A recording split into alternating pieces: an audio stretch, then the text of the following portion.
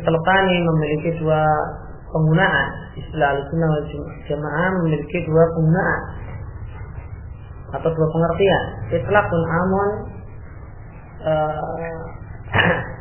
penggunaan dengan makna yang luas, wa itlaqan khasan, dan digunakan dengan makna yang sempit. Amal itlaqul am, adapun penggunaan istilah Ahlussunnah wal Jamaah dengan makna yang luas, maka maknanya adalah muqabil Syiah, selain Syiah, lawan dari Syiah, yaitu selain Syiah. Maka selain Syiah, maka itu adalah Ahlussunnah dalam pengertian ini.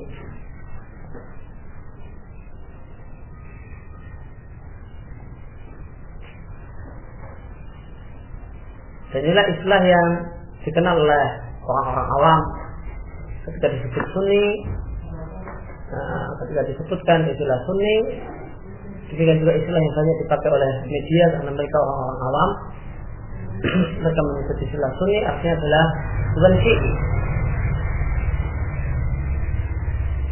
Maka termasuk ini dalam Ahlussunnah dalam makna ini, dalam pengertian yang luas ini, jami' tawaif, semua kelompok kecuali Rafidhah, kecuali Syiah itu sendiri.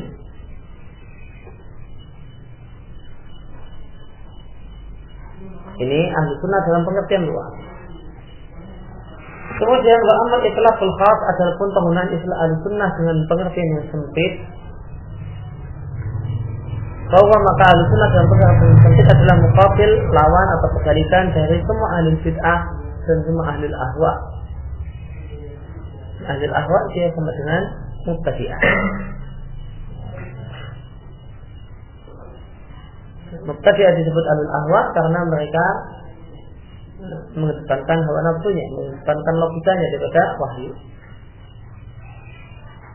Sehingga Ahlussunnah dalam pengertian sempit ini, maka tidak termasuk di dalamnya selain ahlul hadis wa Ahlussunnah al-mahdhah yang murni. Siapa mereka? Yaitu orang-orang yang menetapkan sifat untuk Allah dan mereka mengatakan Quran adalah bukan makhluk. Katanya Allah Subhanahu wa taala itu bisa dilihat di akhirat nanti. Wa ghairu dzalika min al-usul al-ma'rufah, dan faedah-faedah dan landasan-landasan yang lain al-ma'rufah yang sudah dikenal menurut Ahlussunnah. Nah, apa pengertian ma'alim usul fikih dari Ahlussunnah? Wal murad fi hadzal maqam, yang dimaksudkan dengan istilah Ahlussunnah di sini adalah al-itlaq al-khas, adalah pengertian sempit untuk Ahlussunnah.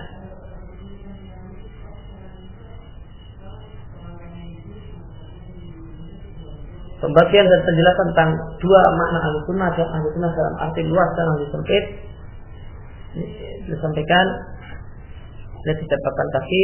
Ini ada di Minhaj Sunnah Nabawiyah Ibnu Taimiyah dan juga Majmu' Fatwanya Ibnu Taimiyah, dan kalau buku mu'asirin, buku kontemporer, Manhajul Asy'ariyah fil Aqidah.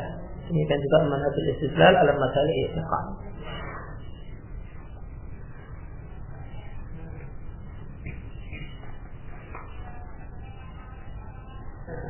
Dan di sini ada pelajaran tentang masalah tulisan ilmiah. Di antara standar tulisan ilmiah adalah ketika menyebutkan referensi rujukan atau ketika hendak menyebutkan telaah lebih lanjut, maka silakan baca buku ini, buku ini. Ini disebutkan secara urut sejarahnya. Maka buku Syekhul Islam yang disebutkan terlebih dahulu baru buku orang sekarang. Manhajul Asy'ariyah fil Aqidah.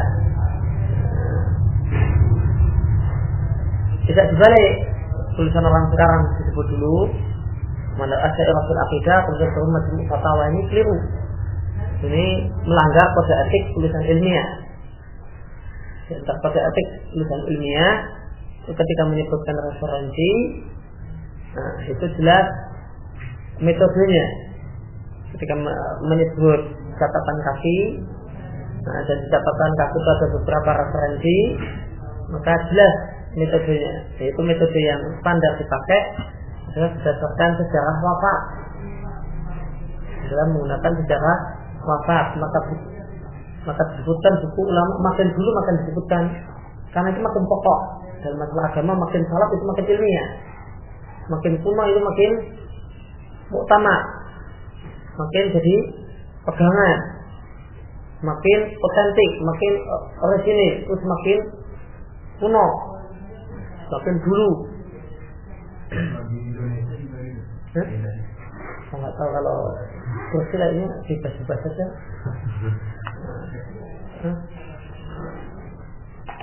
Kalau untuk catatan kaki, terutama untuk catatan kaki. Kalau untuk daftar pustaka, maka ada yang menggunakan abjad, ada yang menggunakan sejarah wafat, beda-beda. Namun yang jelas metodenya jelas. Kita daftar referensi, ini mau tahun wafat atau ini mau abjad, jelas. Jadi kalau di catatan kaki, kalau standar ilmiah, standar ilmiah tulisan agama, adalah makin salah itu makin muktamad, makin kuno itu makin terdahulu. Maka yang makin ilmiah itu adalah ketika referensinya semakin kuno, semakin dulu. Kita menyebutkan referensi, menyebutkan dulu yang paling wafat duluan. Majmu' Fatawa itu lebih duluan daripada tulisan orang sekarang yang belum meninggal.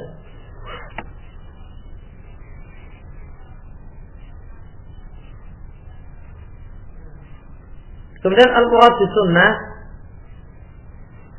ini dimaksud dengan sunnah, istilah sunnah di sini adalah at-tariqah al-maslukah fid din, jalan yang ditempuh dalam beragama. Dengan kata lain, sunnah di sini adalah ma'alaihi Rasul sallallahu alaihi wasallam wa khulafaur rasyidun min al-i'tiqadat wal a'mal wal aqwal, adalah keyakinan, amal dan perkataan yang dimiliki oleh Rasul sallallahu alaihi wasallam dan para sahabat, yaitu para khulafaur rasyidun. Melainkan al-ghalib, meskipun umumnya adalah takhsis ismi sunnah, mengkhususkan istilah sunnah bima yata'allaq bil i'tiqadat, untuk perkara-perkara yang berkaitan dengan keyakinan. Oleh karena itu banyak kitab-kitab akidah diberi judul dengan judul sunnah, satu sunnah dan semacamnya. Kenapa? Li'annaha asluddin, karena akidah adalah landasan dan pokoknya agama. Kalau mukhalifiha, dan orang yang menyimpang dalam masalah akidah, maka ini ala khatarin azim, ternyata dengan bahaya yang sangat besar, lebih besar daripada menyimpang dalam masalah amal, tidak terjemut dalam maksiat.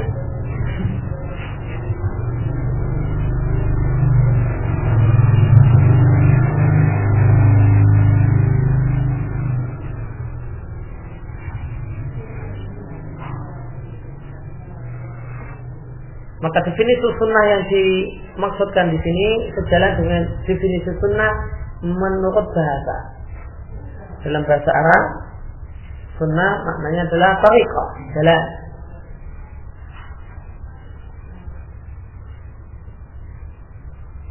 Sedangkan sunnah secara istilah, ada definisi sunnah yang sejalan dengan bahasa dan definisi sunnah yang tidak sejalan dengan bahasa. Definisi sunnah yang sejalan dengan, yang tidak sejalan dengan bahasa, pada sunnah sama dengan hadis, semua perkataan, perbuatan dan persetujuan Nabi Sallallahu Alaihi Wasallam. Ya, maka definisi sunnahnya ulama hadis, muhaddisin. Kemudian ada definisi sunnahnya fuqaha. Ya, sunnah dalam artian tidak wajib, satu hal yang diperintahkan namun tidak wajib. Dan secara istilah ada definisi sunnah yang sejalan dengan maknanya secara bahasa.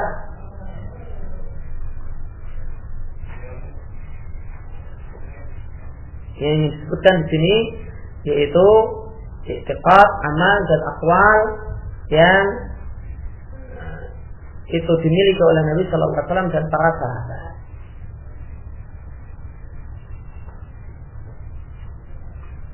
Yang ini kalau mungkin diterjemahkan dalam bahasa Indonesia ya agak mendekati dengan kita terjemahkan ajaran sunnah Nabi, dalam artian ajaran Nabi ini berkaitan dengan masalah akidah, berkaitan dengan masalah ibadah, amal, ya, dan berkaitan dengan masalah perbuatan dan ucapan.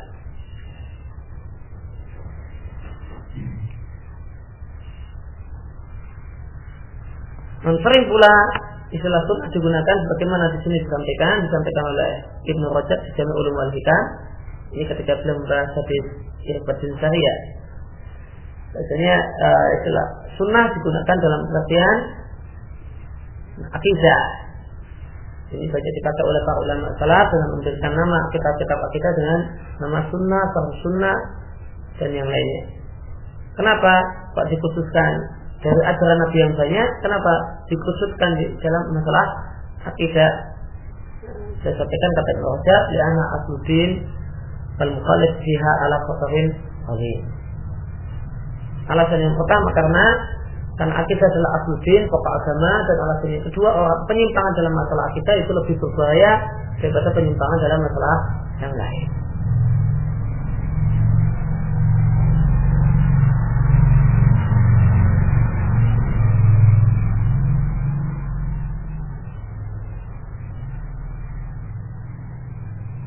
Dan jika kita lihat di sini, maka makna sunnah dengan pengertian yang luas, sebagaimana maknanya secara bahasa, itu sama maknanya dengan al-manhaj secara istilah. Sama maknanya dengan al-manhaj, ya, manhaj yang hak secara istilah. Apa manhaj yang hak? Dan apa manhaj al-sunnah? Itu atau risbah al-masluk kafiddin wa yama alaihi rasul khulafa rasyidun min al-i'tiqadat wal a'mal wal aqwal. Inilah manhaj al-sunnah. Itu beragama sebagaimana Nabi dan para sahabat. Artinya berkeyakinan sebagaimana Nabi dan para sahabat, beribadah, beramal, dan berkata sebagaimana Nabi dan para sahabat. Oleh karena itu, kemarin telah kita sampaikan bahwasanya manhaj secara istilah, bagaimana penjelasan Ibnu Abbas, adalah maknanya adalah as-sunnah. Wal murad bil jamaah huna, dan yang dimaksud dengan al-jamaah di sini adalah al-istima', adalah bersatu. Al-sunnah wal jamaah, apa makna al-jamaah? Maknanya adalah al-istima', adalah bersatu.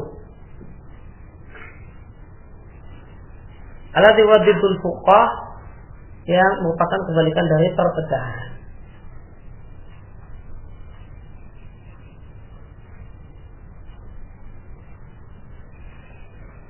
Oleh karena itu maka kesimpulannya, apa itu definisi Ahlussunnah wal Jamaah? Kesimpulannya definisi Ahlussunnah wal Jamaah bi mafhum al-khas dalam pengertian sempit adalah sama dengan Ahlussunnah itu adalah orang-orang yang tamassaku bi sunnati Nabi sallallahu alaihi wasallam, orang yang berpegang teguh dengan sunnah Nabi sallallahu alaihi wasallam dan jalan Nabi, dan menapaki jalan Nabi sallallahu alaihi wasallam secara lahir dan batin, berkaitan dengan masalah i'tiqad, berkaitan dengan masalah aqwal, perkataan, dan berkaitan dengan masalah amal. Maka siapa Ahlussunnah wal Jamaah? Semua orang yang berpegang teguh dengan sunnah Nabi sallallahu alaihi wasallam dan ikuti jejak Nabi sallallahu alaihi wasallam lahir dan batin, bukan hanya sekedar pengakuan lahir saja namun batinnya tidak, dan mereka ada berpegang teguh dengan sunnah Nabi sallallahu alaihi wasallam, dengan ajaran Nabi sallallahu alaihi wasallam dalam masalah akidah, kemudian juga dalam masalah ibadah, ya, yaitu dalam masalah akmal, akwal dan amal. Maka siapa yang punya sifat ini dimanapun dia berada dan hidup dimanapun, maka dia adalah Ahlussunnah. Jika dia adalah seorang yang komitmen untuk hal ini. Karena definisi Ahlussunnah, maka Ahlussunnah itu bukan milik person tertentu dan milik kelompok tertentu. Ya. Dan tidak harus kelompok pengajian tertentu dan tidak harus ustaz-ustaz tertentu. Semua orang yang punya semacam ini dan kenyataannya adalah memang semacam itu, maka adalah Ahlussunnah. Wa Ahlussunnah wal Jamaah humul jamaah. Dan Ahlussunnah wal Jamaah sedikit. Wa Ahlussunnah wal Jamaah humul jama'ah allati yajibu ittiba'uha. Yajibu ittiba'uha li'annahum istama'u 'ala al-haqqi wa aqadu bihi li'annahum yastami'una da'iman 'ala a'immatihim wa 'ala al-jihadi wa 'ala sunnati wal atba'i wa ittiba'i wa tarkil bid'ah wal ahwa'i wal furqi wal firqi wa hum ahlul hadits wal athari لشدة عنايتهم بحديث النبي صلى الله عليه وسلم رواية ودراية واتباعا فهم يقدمون الأثر على النظر وهم الفرقة النجية المذكورة في قوله صلى الله عليه وسلم والذي نفس محمد بيده لتفرقن أمتي على 73 فرقة واحدة في الجنة و72 في النار قيل يا رسول الله من هو؟ قال الجماعة وهم الطائفة المنصورة المذكورة في قوله صلى الله عليه وسلم لا تزال طائفة من أمتي ظاهرين على الحق لا يضرهم من خذلهم حتى يأتي أمر الله وهم كذلك وهم السلف إذا المراد بالسلف الصحابة رضي الله عنهم والتابعون وأتباعهم إلى يوم الدين وقد يراد بالسلف القرون المفضلة ثلاثة المقدمة. Nah, Ahlussunnah wal Jamaah, sedangkan Ahlussunnah wal Jamaah humul jamaah, mereka lah al-jamaah alladzi yajibu ittiba'uha, yang wajib diikuti. Bagaimana dikatakan bahwa hukumnya wajib? Lihat footnote. Kama warad, sebagaimana terdapat fi nususin katsirah, dalam dalil-dalil yang banyak. Di antaranya adalah sabda Nabi sallallahu alaihi wasallam, "Man arada bahbuhatal jannati falyalzimil jama'ata." Siapa yang menginginkan tengahnya surga, maka adalah dia komitmen dengan al-jamaah. Dikatakan Al-Hakim dalam Mustadrak dan dinilai sahih oleh Al-Hakim. Dan lihatlah jika engkau mau dalil-dalil dari Quran dan Sunnah tentang wajibnya komitmen dengan al-jamaah di satu buku yang dikembalikan oleh penulis, yaitu judulnya Wujub Luzum bil Jamaah wa Tarkil Tafarruq, wajibnya komitmen dengan al-jamaah dan meninggalkan perpecahan, karya Jamil Badi.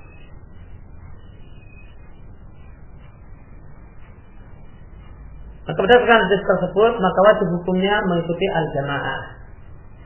Siapakah al-jamaah? Saya sudah katakan Ahlussunnah wal Jamaah. Jadi maksud dengan al-jamaah adalah Ahlussunnah wal Jamaah, bukan LDII. LDII mengatakan dirinya adalah al-jamaah yang wajib diikuti. Li'anam istamau alal haq. Kenapa Ahlussunnah itu disebut al-jamaah?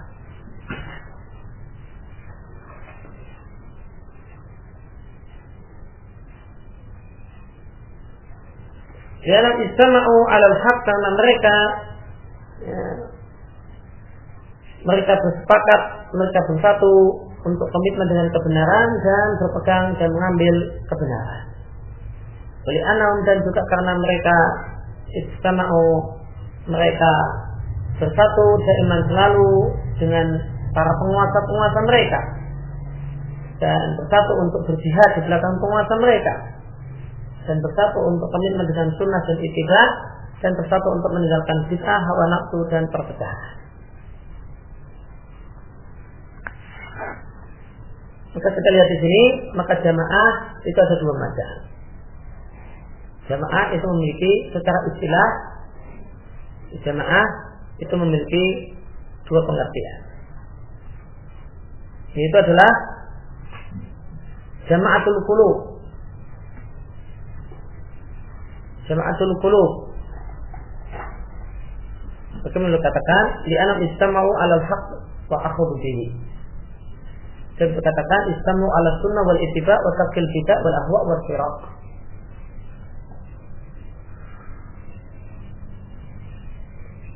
Kemudian yang kedua adalah jama'atul abdan. Bagaimana perkataan beliau? Li'annahum ijtama'u da'iman ala a'immatihim.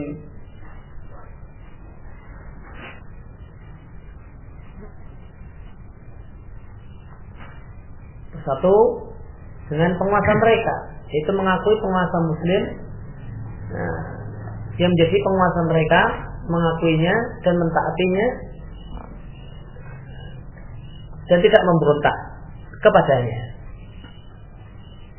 Itu bersatu di atas imam, di atas pemimpin mereka.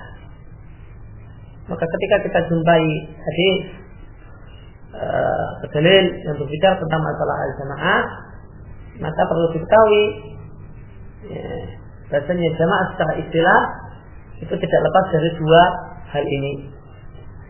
Jika bukan maknanya adalah jama'atul qulub, yaitu jamaah bersatu di atas al-haq,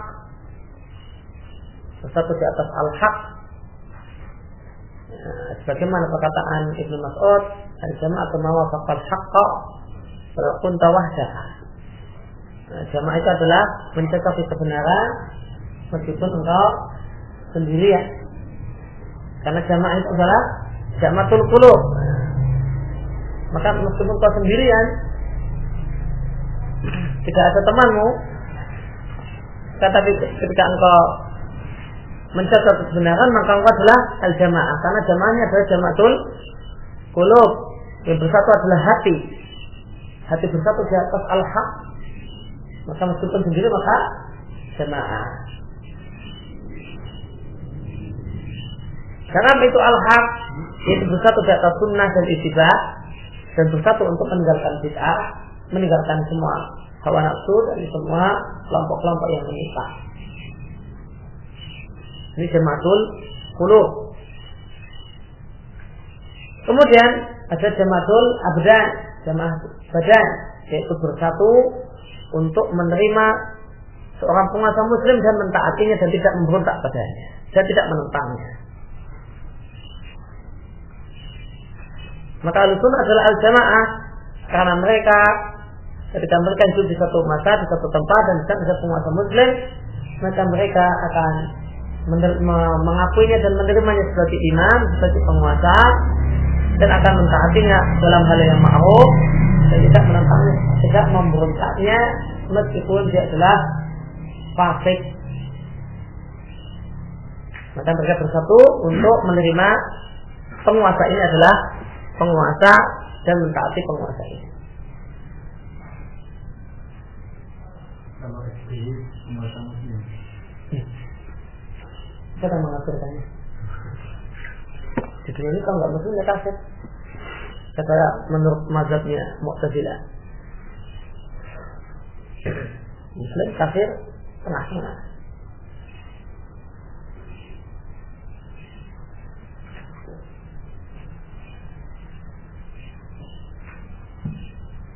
Maka hadis-hadis kemudian bicara tentang manfaat jamaah atau subron, salah satu meninggalkan jamaah sejengkal.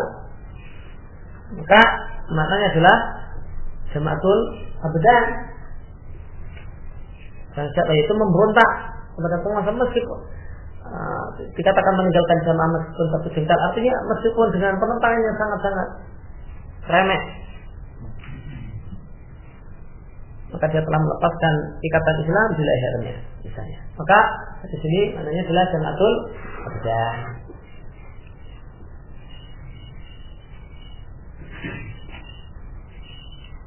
Sedangkan sekarang hadis man arada tafufatal jannah fayalzamil jamaah.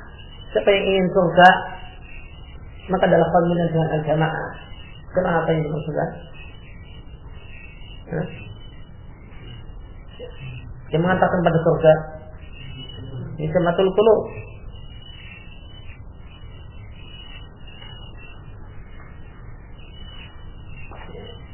Komitmen dengan al-haq, komitmen dengan sunnah. Jadi antara konsekuensi seorang itu komitmen dengan sunnah adalah menerima sultan muslim, ada ijtima' alal a'immah. Maka jamaah secara bahasa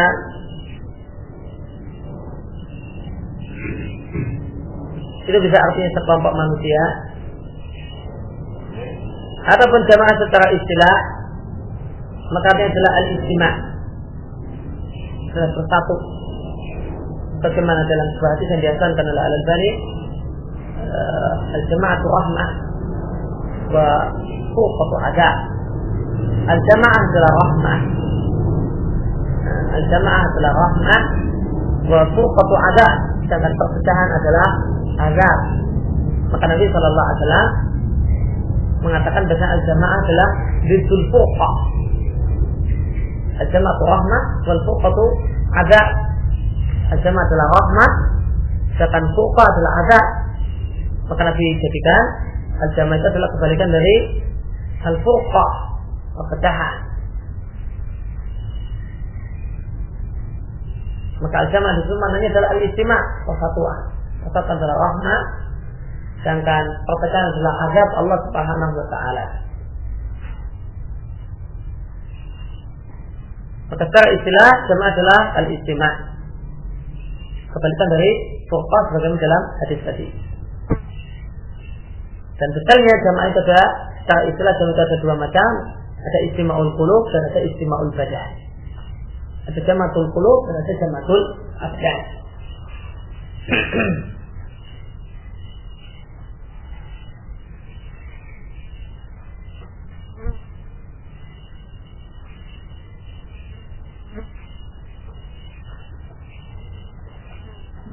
Dan meninggalkan jama'atul qulub, jama'atul haq, itu bisa menyebabkan orang terjerumus dalam bidah dan lebih parah lagi terjerumus dalam al-kufur. La yahilu damu mri'in muslimin illa fi ihdas salah. At-tariqu li dinihi al-mufariq lil jamaah. At-tariqu li dinihi, orang yang meninggalkan agamanya itu murtad, dan orang yang murtad berarti mufariq lil jamaah, meninggalkan al-jamaah. Jamaah apa yang dimaksudkan? Jama'atul qulub, istima' alal haq. Dia tinggalkan Islam, berarti dia tinggalkan al-haq. Tidak dia kafir, murtad.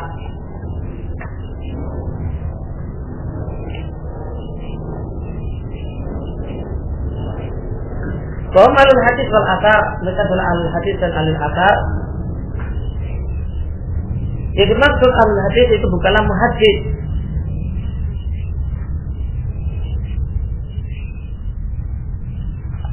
dan orang yang komitmen dengan hadis, dan orang itu bisa komitmen dengan hadis adalah setelah mempelajari hadis mana yang sahih dan mana yang baik.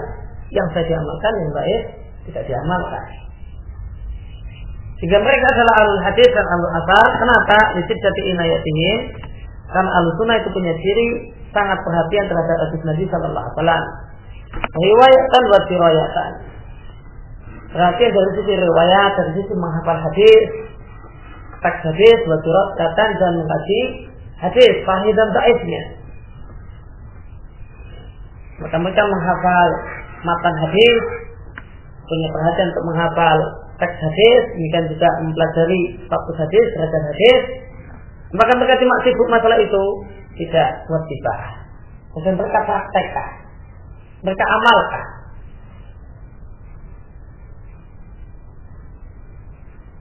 Adapun orang yang sibuk dengan riwayatan, berriwayatan terhadap hadis, namun tidak mempraktekkan hadis, maka dia bukan ahlul hadis wal athar, dan bukan pula ahlul athar, bukanlah ahlus sunnah.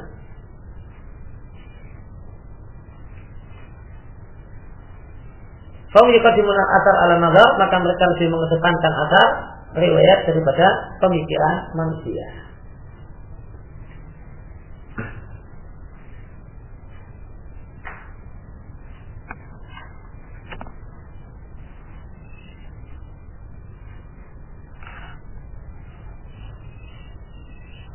Nah, kenapa kok kemudian al-sunnah itu dinamakan dengan alul hadis? Sebabnya karena di masa silam, di masa salaf, para peneliti-peneliti hadis itulah orang-orang yang berakidah dengan akidah sunnah.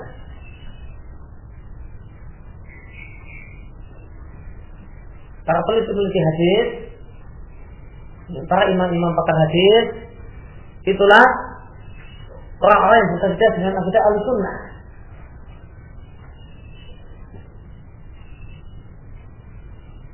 Namun setelah itu muncullah ada orang-orang yang gemar meneliti hadis namun tidak mengamalkan sunnah. Namun asalnya kenapa dipilih istilah ahlul hadis? Ya, karena memang dulu para ulama muhadis, para ulama peneliti hadis, itulah orang-orang yang bekerja dengan akidah Ahlussunnah. Bahwa firqatun najiyah dan mereka adalah golongan yang selamat. Dan berkaitan dengan masalah makna firqatun najiyah, sama sekali maknanya bukanlah maksudnya golongan tersebut adalah kelompok tertentu. Ini sebagaimana sering kami sampaikan dalam beberapa majelis, bahasanya menerjemahkannya dengan golongan dan kelompok itu kalau disampaikan pada orang awam akan menimbulkan salah persepsi dan salah paham. Nanti orang awam akan melihat, kelompok yang mana? Ketika mereka disampaikan bahasanya yang benar adalah golongan Ahlussunnah, dan Ahlussunnah adalah firqatun najiyah, golongan yang selamat, kelompok yang selamat. Mereka akan jangan bertanya, yang mana? Maka diminta untuk ditunjuk kelompok dalam artian komunitas manusia tertentu. Ini kelemahan jika firqatun najiyah kita artikan sebagai kelompok dan golongan yang selamat, dan ini disampaikan pada orang awam. Bahkan menilai itu adalah sebuah komunitas tertentu. Mana yang disebut firqatun najiyah? Padahal bagaimana tadi telah kita sampaikan tentang definisi Ahlussunnah, mereka bukanlah kelompok tertentu, bukanlah komunitas manusia tertentu. Namun siapa saja, letaknya di mana saja, hidup di zaman apapun, mereka adalah orang-orang yang komitmen dengan sunnah, zahiran wa batinan, maka dia adalah Ahlussunnah.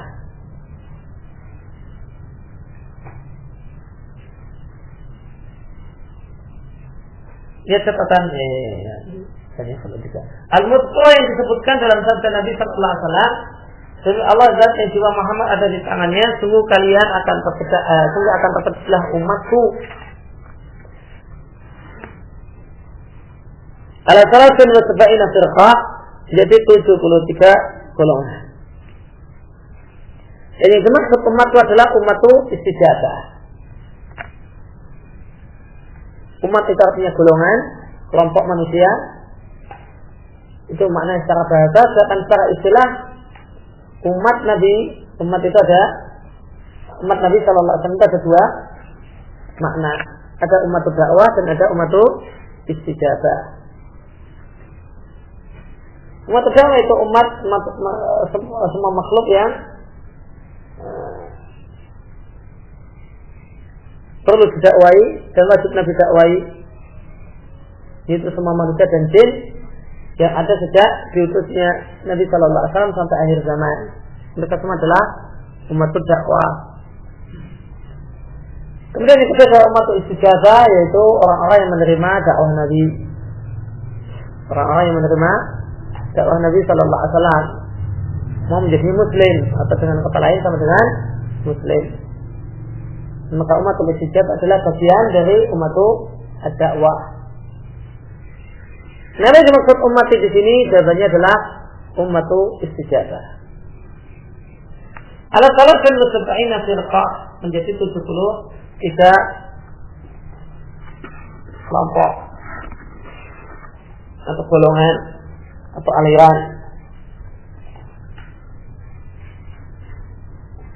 Oleh karena itu maka ingat 73 golongan ini semuanya adalah masih muslim.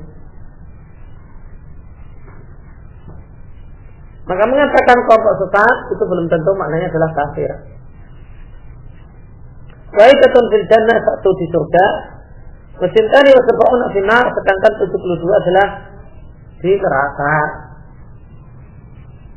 Yaitu sementara jika memang mereka masuk neraka dan Allah tidak mengampuni dosa mereka. Kenapa? Karena mereka 72 golongan tersebut adalah masih umati, masih umat Nabi Sallallahu Alaihi Wasallam, yaitu umat istijabah, yaitu Muslim, maka seandainya mereka masuk neraka, maka mereka masuk neraka sementara sesuai dengan kadar kesalahan mereka. Maka 72 di neraka itu sama sekali maknanya bukanlah ta'bid, maknanya bukanlah sama sekali mengatakan lamanya. Bagaimana kita katakan orang yang isbal itu diancam dengan neraka, orang yang berwudu dengan tidak benar tidak akan neraka. Sama sekali maknanya bukanlah neraka lamanya. Orang berhak masuk neraka jika Allah tidak mengampuninya. Dan tadinya masuk neraka maka sementara karena mereka masih umat Nabi Sallallahu Alaihi Wasallam. Oleh karena itu para ulama biasa menyebutkan kelompok yang kafir itu disebut dengan tidak termasuk 72 golongan. Di sini dikatakan oleh para ulama bahwasanya Qadianiyah atau Ahmadiyah itu tidak termasuk 72 golongan. Artinya apa? Kafir. Karena kalau masih 72 golongan artinya masih bagian dari kaum muslimin. Kemudian Nabi bertanya kepada Rasulullah siapakah mereka, maka Nabi mengatakan al-jamaah.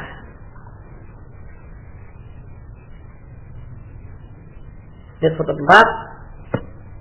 Jadi dia dengan lafaz semacam ini adalah hadis ada dalam Ibnu Majah dalam sunannya, dan hadisnya adalah hadis yang masyhur dan memiliki beberapa lafaz bagaimana lafaznya Abu Dawud, Ibnu Majah juga, Tirmidzi.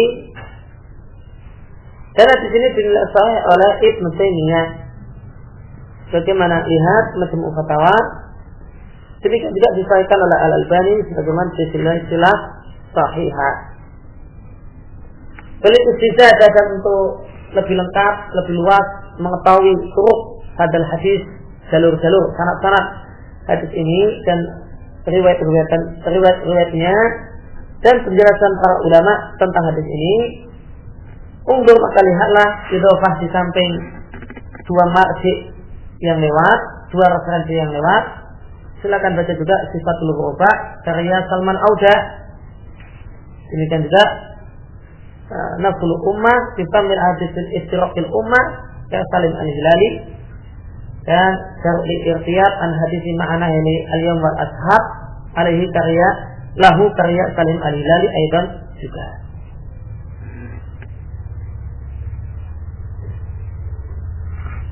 Maka saya punya dua buku tentang masalah hadis perpecahan umat. Buku yang pertama adalah Nafsul Ummah, nasihat untuk umat tentang pemahaman hadis-hadis Istiraqul Ummah. Intinya beliau mau menyampaikan di hadis ini tentang sahihnya hadis perpecahan umat. Kemudian beliau punya buku Darul Irtiyad,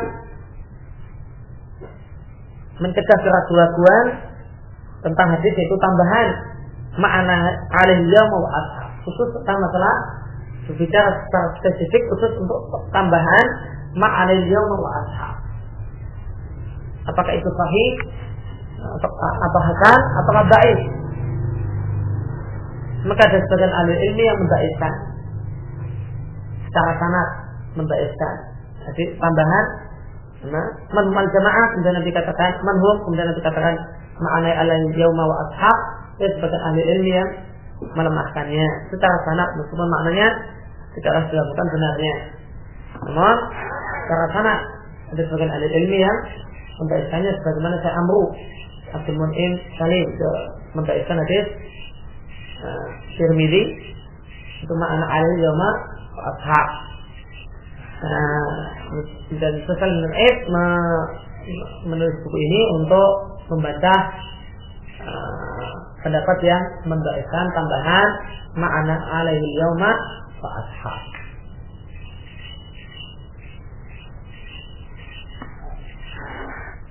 Kemudian catatan penting berkaitan dengan footnote yang disampaikan di sini. Di sini disebut bukunya Salman Al-Auda, yaitu Sifatul Ghuraba. Maka satu hal yang patut diperhatikan bahasanya merujuk dan menjadikan buku orang bermasalah itu sebagai referensi ini bukanlah tazkiyah, bukanlah tazkiyah terhadap orang tersebut.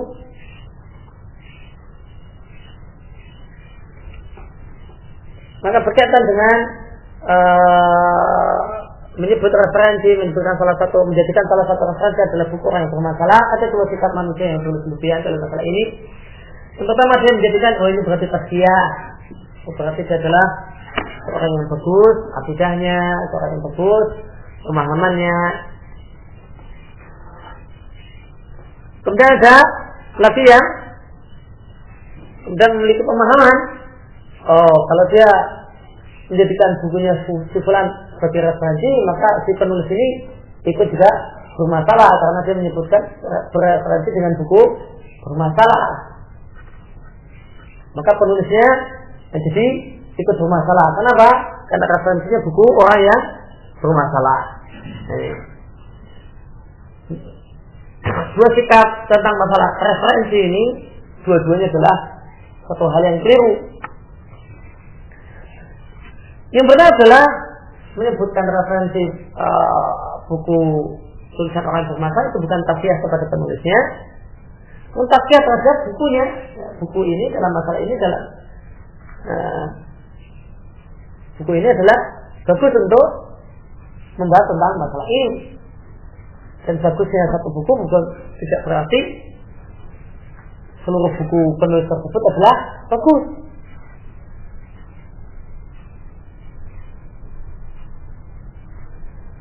Kemudian jika yang berkaitan dengan pemahaman yang kedua, kita katakan seandainya penulisnya adalah seorang ahli ilmi, seorang talibul ilm yang ngerti, maka dia bisa membedakan mana yang baik dan mana yang buruk.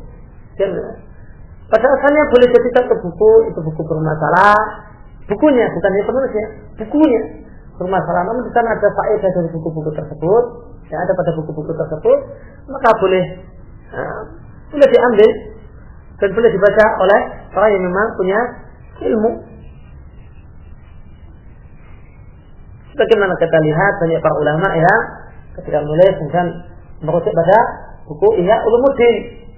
Ini orang yang bermasalah, bukunya bermasalah.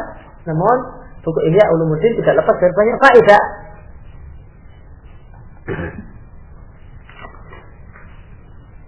Maka jika yang nulis itu adalah memang dia adalah seorang ahlussunnah, kita ketahui adalah dia adalah seorang ahlussunnah dan seorang yang berilmu, maka tidak masalah dia nulis referensi tulisan orang yang bahkan mungkin orang kafir sekalipun.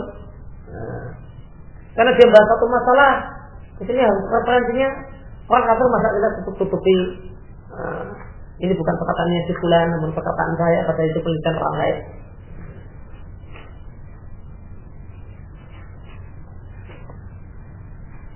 Misalnya referensinya adalah memang Quran orang kafir sekalipun ya. Jika memang bahasa itu masalah ini adalah rujukannya ke sana ya.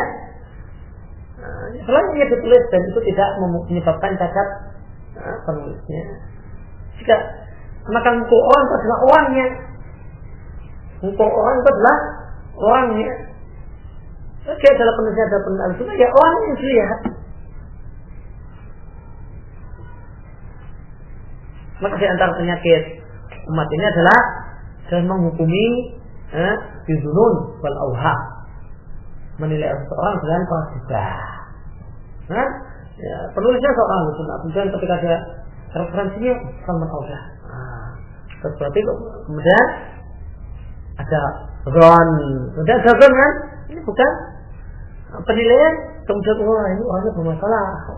Kenapa? Karena nyebut sama auham. Ini kan penilaian dengan zon. Inilah yang jadi penyakit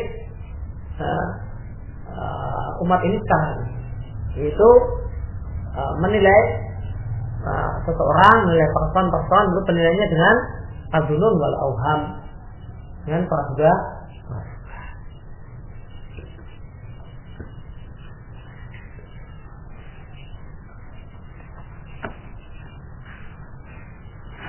Dan Ta'ifah al-Mansurah dan mereka adalah Ta'ifah al-Mansurah,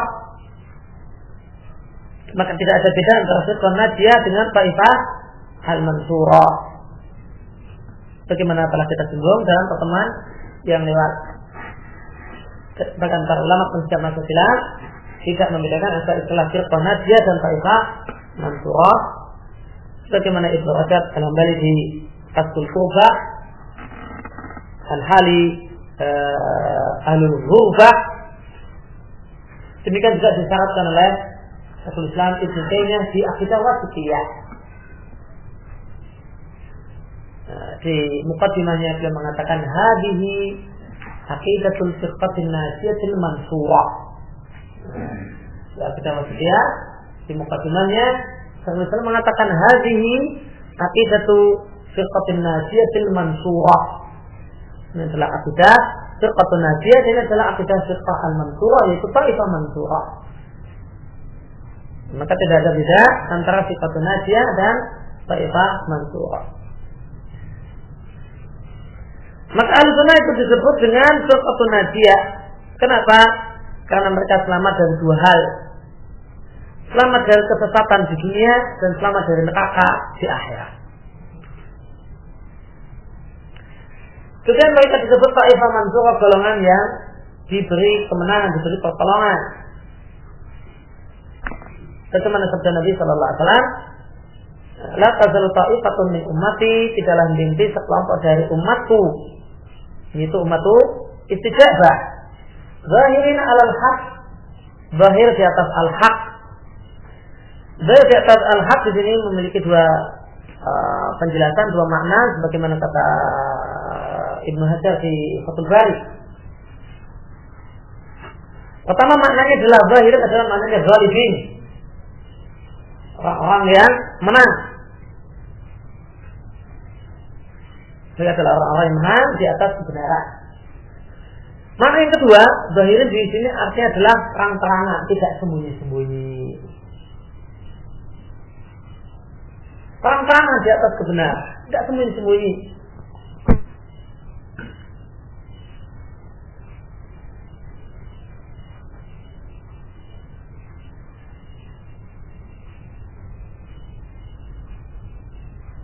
Maka dakwah al-sunnah adalah dakwah terang-terangan. Karena mereka menyampaikan Islam dan Islam sesuai dengan fitrah manusia.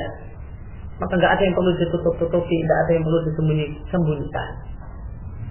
Oleh karena itu, bagaimana perkataan Umar bin Abdul Aziz, bahwasanya dakwah dengan sembunyi-sembunyi adalah di tengah-tengah masyarakat Muslim. Dakwah sembunyi-sembunyi adalah di antara diri Ahlul Dolal. Umar bin Abdul Aziz mengatakan, sebagian dilihatkan oleh Ad-Darimi di sunannya, Umar bin Abdul Aziz mengatakan, "Idza ra'aitum aqwaman yatanajawna fi dinihim duna ammah, fa'lam annahum ala ta'sisid dolalah."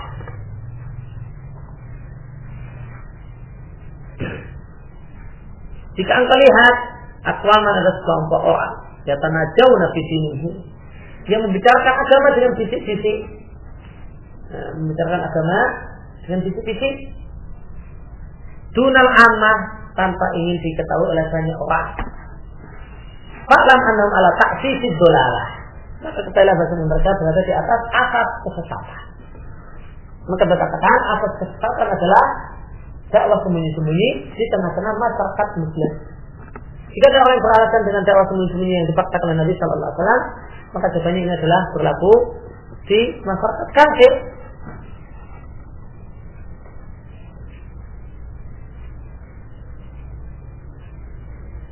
Maka taifah tersebut adalah zahirin, adalah orang-orang yang menang di atas al-haq, yaitu menang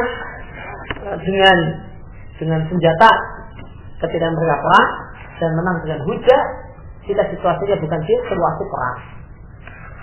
Dan mereka adalah zahirin dalam artian terang-terangan, tidak sembunyi-sembunyi untuk menyampaikan al-haq.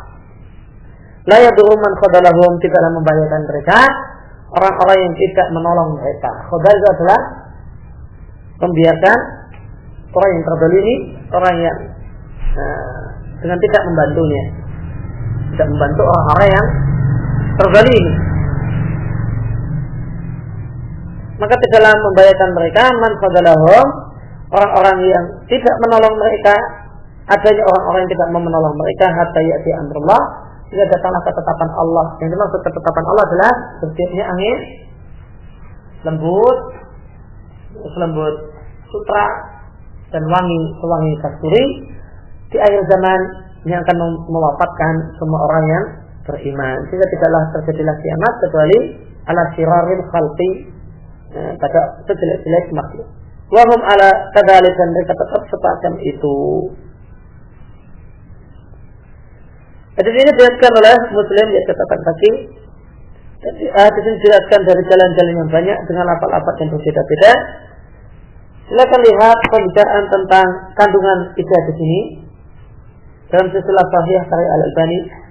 Demikian juga kandungannya bisa dibaca di Siratul Ghafa karya Salman Audah dan buku Wujud Luzumil Jamaah wa Tarki Tafarruq karya Jamal Badi.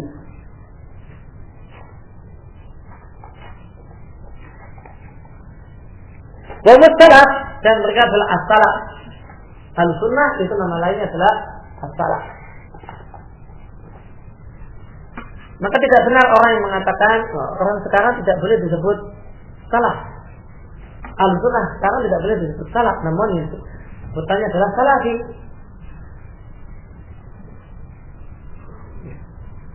Al-sunnah sekarang jangan disebut salaf, namun disebut salafi. Ada orang yang punya pemahaman semacam itu. Maka jawabannya pemahamannya adalah kurang tepat.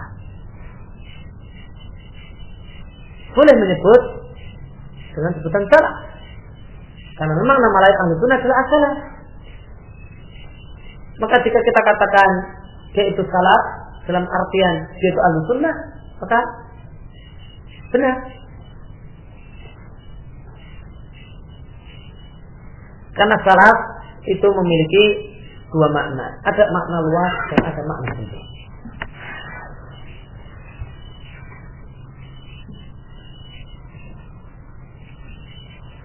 Itu murad di salaf sebagaimana di sini disampaikan. Lihat dan cermati. Itu murad di salaf karena makna salaf yang pertama, as-sahabatu radhiyallahu anhum wa tabi'uhum wa atba'uhum ila yaumiddin. Salaf adalah sahabat dan tabi'uhum dan para tabi'in, orang yang mengikuti sahabat, wa atba'uhum dan orang yang mengikuti, dan atba'uhum semua pengikut sahabat ila yaumiddin sampai hari kiamat. Ini salaf dalam pengertian apa? Dalam pengertian luas. Fi makna al-'am. Waqad riwayat di salaf al-Qur'an al-mufaddalah salasatun mutaqaddamah atau mutaqaddimah. Waqad dan terkadang riwayat yang dimaksud dengan salaf adalah 3 generasi istimewa, ya, al-mutaqaddimah yang telah terdahulu. Ini apa? Salaf adalah makna khas. Maka mereka Ahlussunnah sekarang kita sebut dia salaf. Sebenarnya boleh dengan artian salaf itu adalah bimakna al-'am. Karena makna salaf adalah ba'atba'uhum ila yaumiddin. Semua pengikut sahabat yang beragama sebagaimana para sahabat ila yaumiddin sampai kiamat. Dari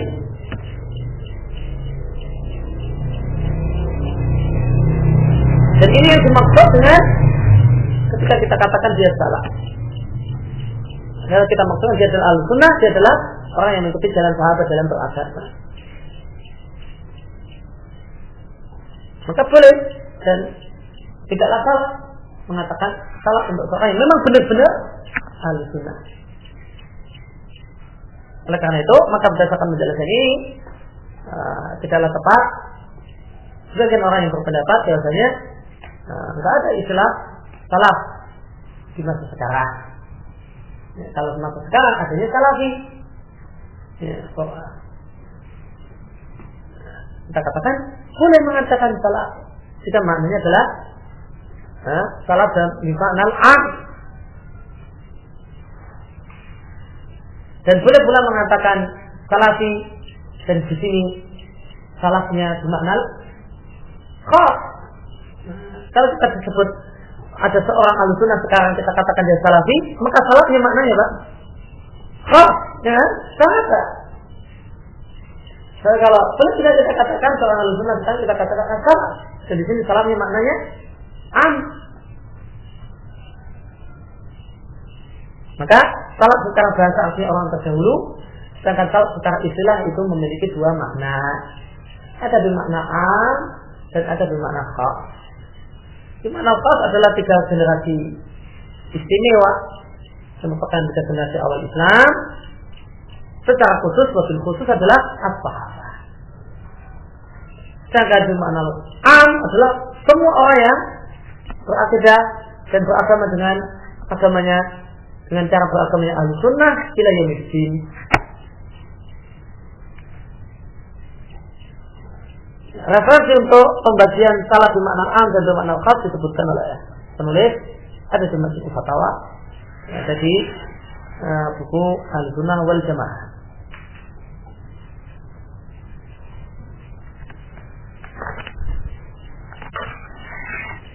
Dan min khasa'is Ahlussunnah wal Jamaah. Raihan.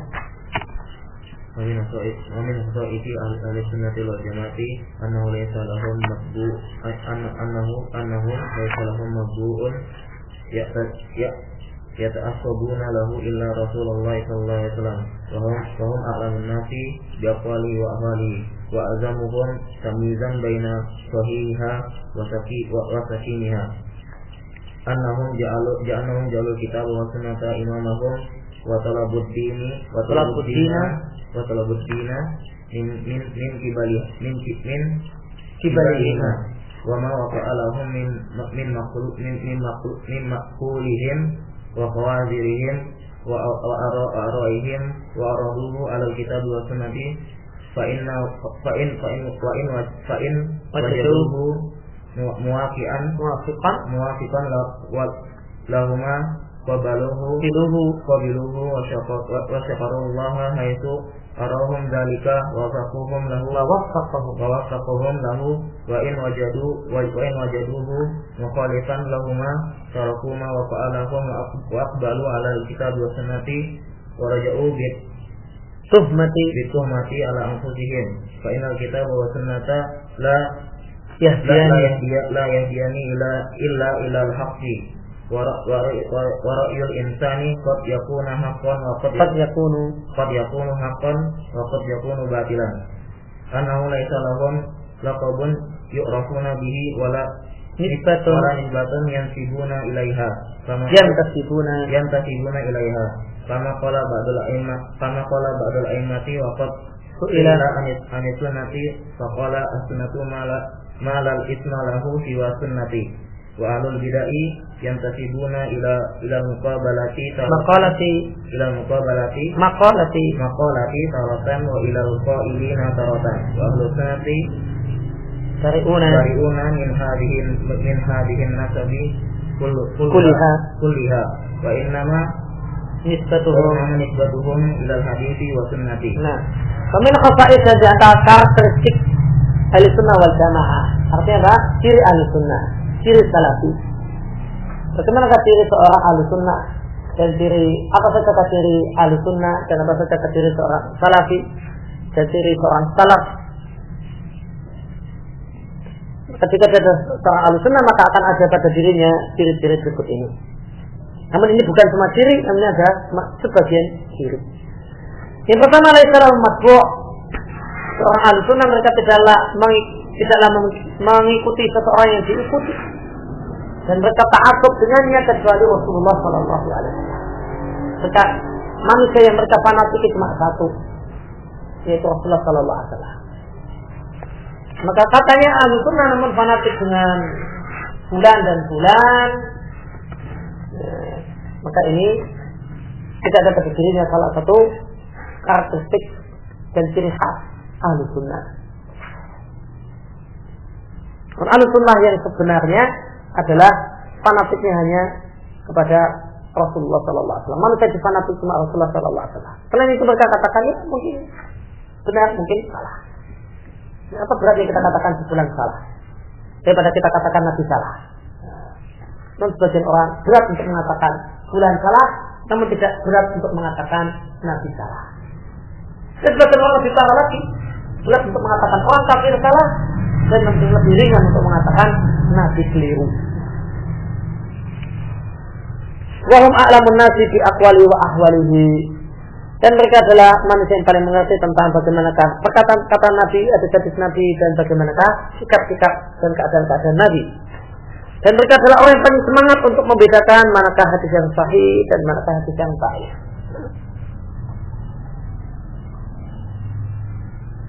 Dan banyak orang yang menisbatkan diri pada sunnah.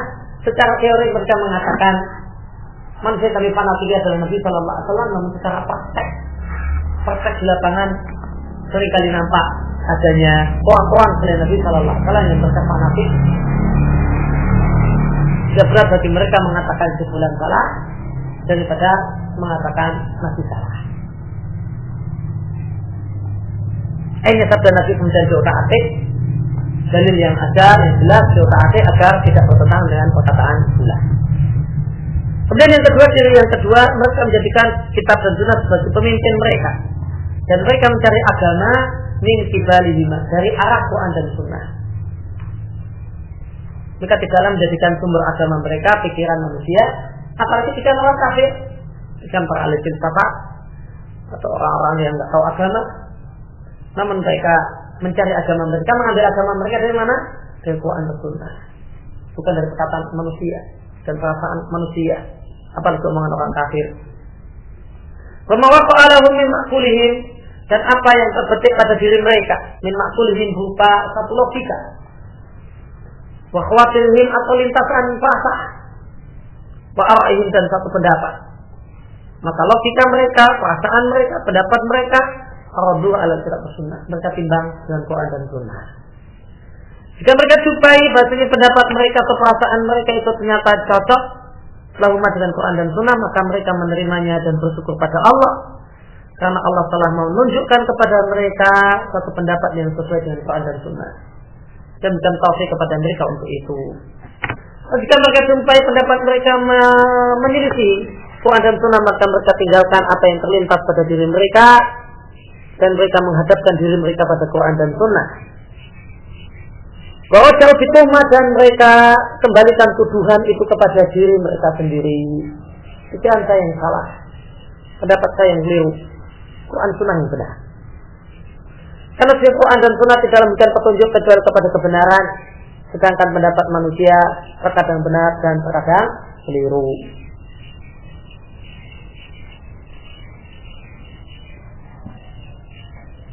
Kemudian yang ketiga, annahu laisa lahum laqabun, sesungguhnya mereka tidaklah memiliki gelaran yu'rafuna bihi, sehingga mereka dikenal dengan gelaran tersebut. Tidak pula mereka memiliki nisbah yang mereka menasabkan diri kepadanya, kecuali nisbah yang berkaitan dengan Islam, kecuali Islam atau hal-hal yang berkaitan dengan Islam, kecuali Islam dan hal-hal yang identik dengan Islam, semacam ahli sunnah, ahli asar. Maka mereka tidak punya gelaran, tidak punya nisbah, kecuali sunnah, kecuali Islam dan hal-hal yang identik dengan Islam.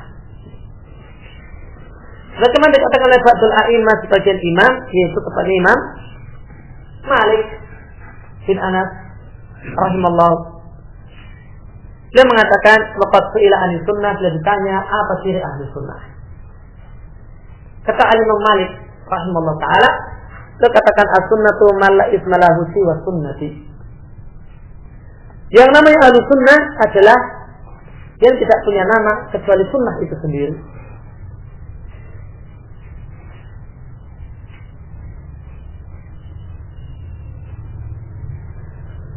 Wa ahlul bid'ah, sedangkan ahlul bid'ah yang tasibuna ilal maqala, karena ahli bid'ah ciri mereka, di antara ciri mereka adalah menisbatkan diri kepada satu pendapat, macam Qadariyah, Jabariyah, Khawarij,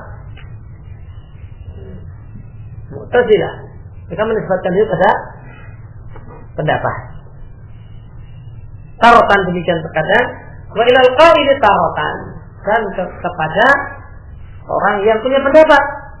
Dan kesempatan yang lain, Jahmiyah. atau nama semisal itu.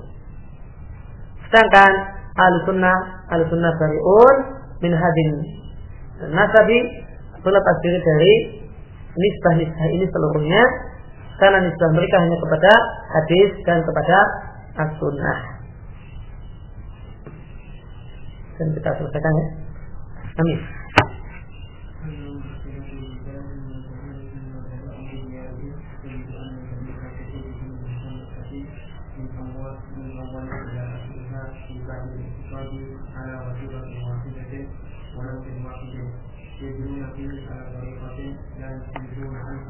قلوبهم في ذلك على قلب واحد ونقلهم لا ترى فيه اختلافا ولا تفرقا بل لو سمعت ما جرى على ألسنتهم ونقلوه عن سلفهم وجدته كأنه جرى عن قلب واحد وجرى على لسان واحد وهل على الحق دليل أبين من هذا؟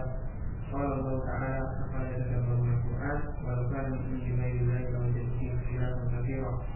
قال أبو المظفر ابن سمعان وقال السبب في اتفاق أهل الحديث أنهم أخذوا الدين من الكتاب والسنة وطريق النفي فأورثهم الاتفاق والاختلاف، وأهل البدع أخذوا الدين من عقولهم فأورثهم التفرق والاختلاف، فإن النقل والرواية من الثقات والمسلمين قلما تختلفوا، وإن اختلفت في لفظة أو كلمة فذلك الاختلاف لا يضر الدين ولا يختلف فيه.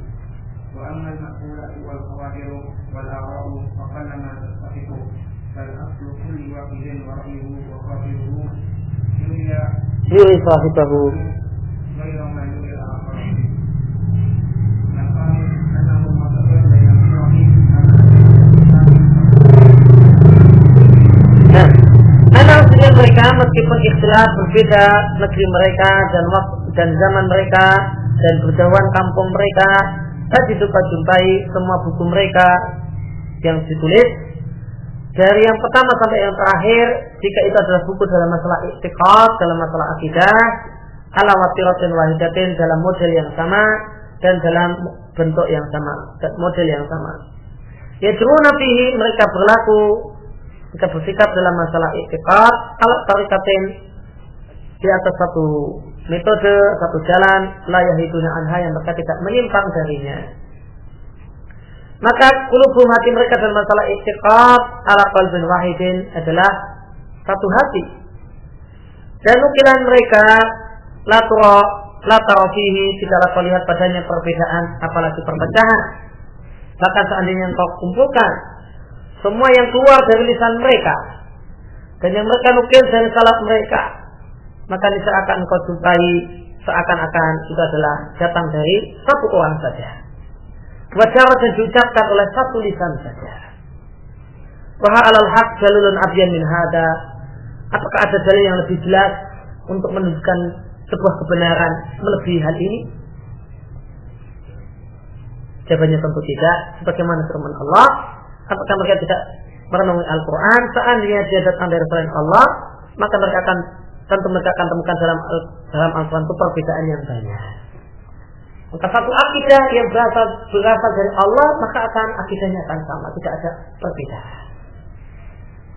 Adapun kok perbedaannya demikian banyak sekali dalam satu masalah, maka ini menunjukkan bahwasanya semuanya datang bukan dari Allah Subhanahu wa taala. Ciri yang datang dari Allah Subhanahu wa taala adalah tidak ada perbedaan di antaranya. Tidak ada perbedaan di sana. Dikatakan Abu Muzaffar Ibnu Sam'ani, katakan tentang sebab kenapa ucapan Ahlussunnah semuanya sama dari zaman ke zaman. Maka sebab dan sebab kesepakatan hadis yaitu Ahlussunnah, sebabnya adalah karena mereka mengambil agama dari Quran dan Sunnah wa tariqin naqli, dan riwayat. Fa'awatahum, maka cara pengambilan agama yang semacam ini membuahkan ittifaq, kesepakatan dan kesatuan. Dengan ahli bidah, mereka mengambil agama dari akal. Ya. Karena mengambilnya dari akal, dan akal manusia itu satu sama lain berbeda, dan pendapat orang itu sebanyak jumlah kepalanya, akhirnya fa'awratahum, maka metode pengambilan agama semacam ini membuahkan perpecahan dan perbedaan. Adapun nukilan dan riwayat dari para yang thiqah dan mutqin hafalannya, maka ulama sangat jarang tak sekali berbeda. Bila salafat seandainya berbeda, maka itu cuma berbeda dalam istilah, ya, dalam pengistilahan, itu perbedaan dalam masalah pengungkapan. Padahal maka perbedaan dalam pengistilahan dan perbedaan dalam pengungkapan itu la yaduruddin, dalam merusak agama, tidak pula membuat cacat agama. Adapun logika manusia, adapun perasaan dan pendapat, faqallama, maka jarang sampai kita bersepakat. Bahkan akal masing-masing orang dan pendapatnya, wa khatiru dan perasaannya, itu akan yuri sahibahu, akan membuahkan pendapat kepada orangnya berbeda dengan pendapat yang dimiliki oleh orang lain. Kemudian ciri ahli sunnah yang kelima beliau sampaikan adalah wasatun, adalah pertengahan di antara berbagai firqah yang ada, bagaimana kaum muslimin adalah pertengahan dari berbagai agama yang ada. Ini diambil dari Majmu' Fatawa dan dikatakan istizadah, siapa yang mau ingin mengkaji lebih luas lagi, kita merujuk satu buku judulnya Wasatiyah Ahlussunnah Bainal Firaq karya Dr. Muhammad Bakari. Demikian yang kita baca kesempatan pagi hari ini.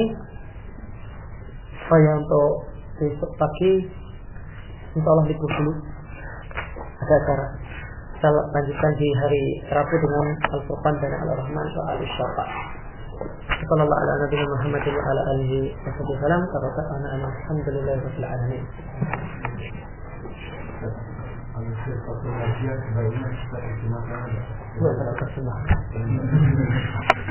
Diterjemahkan dalam ahli sunnah.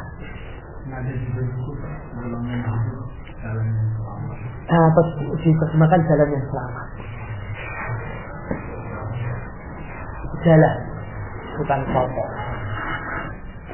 Kalau diterjemahkan golongan kelompok yang selamat, nanti dianggap sebuah organisasi tertentu dan komunitas tertentu.